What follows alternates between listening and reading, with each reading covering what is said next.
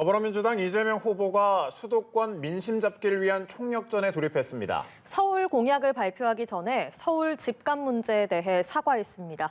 국회 취재기자 연결합니다. 장보경 기자.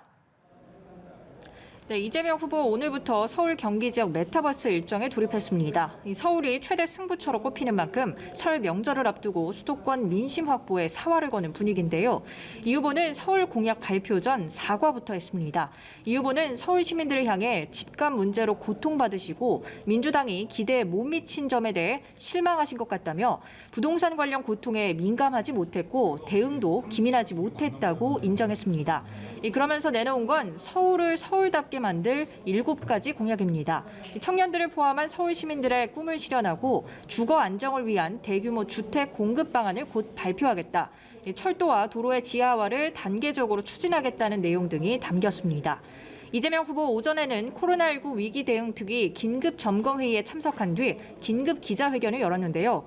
소상공인들의 어려움에 깊이 공감한다면서 야당과 야권 대선 후보들의 35조 원 추경 논의를 위한 긴급 회동을 제안했습니다.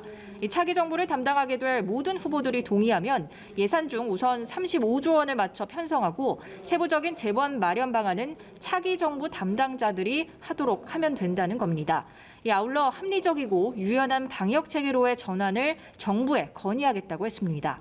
조계종은 오늘 대규모 승려 대회를 열었는데요. 송영길 민주당 대표와 김영배 최고위원 등 이 여권 인사들이 찾았는데 이른바 봉이 김선달 발언으로 불교계 반발을 산 정청래 의원은 사과 의사를 전하려 했지만 행사장 입구에서 발길을 돌려야 했습니다. 이 대신 정 의원은 국회에서 기자회견을 갖고 불교계에 심려를 끼쳐드린 점에 대해서 참회와 심심한 사과의 말씀을 드린다고 재차 머리를 숙였습니다. 네, 국민의힘 윤석열 후보는 충청의 아들임을 부각하며 1박 2일 일정으로 중원 공약에 나섰다고요? 네, 윤석열 후보 오늘부터 1박 2일 동안 충청 지역에 머무르며 중원 표심을 집중 공략합니다. 오전 첫 일정은 천안에 위치한 유관순 열사 기념관 참배였는데요. 이 충청 출신의 정진석, 이명수 의원 등과 동행한 윤 후보는 기념관 방명록에 유관순 열사의 위국 헌신을 잊지 않겠다고 썼습니다. 충청남도 선대위 필승 결의대회에 참석해서는 7가지 지역 맞춤형 공약을 발표했는데요. 충남 삽교역과 대전역을 잇는 충청 내륙철도 건설과 서산 공군 비행장 인프라를 활용한 민간 공항을 신설하는 방안을 거론했습니다. 연설에서는 혼자만의 힘으로 위기의 대한민국을 바로잡기 어렵다며 충청민의 도움을 호소했습니다. 대전 선대위 필승 결의대회에도 참석했는데 이 자리에서는 선조가 500년을 논산과 공주에 사셨다며 어렵고 힘들 때마다 기운을 북돋아 준 곳이라고 강조했습니다. 윤 후보가 지방 일정을 수행하는 사이 홍준표 의원은 공천 요구 논란이 불거진 상황에서 원팀 결렬을 선언한 것으로 보이는데요.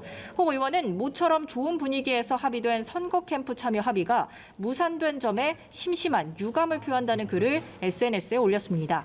이와 관련한 질문에 윤 후보는 홍 전 대표님과 나눈 얘기, 사정에 대해서 언급하는 것은 적절하지 않는 것 같다고 말을 아꼈습니다.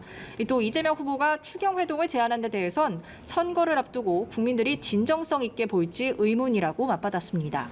안철수 후보는 경기도 화성시 삼성전자 반도체 공장을 방문해 반도체 산업 지원 방안을 모색했고 심상정 후보는 김재현 씨와 비공개 면담을 갖고 권력형 성폭력 문제에 대한 정치권의 심각한 문제의식을 논의했습니다. 지금까지 국회에서 전해드렸습니다.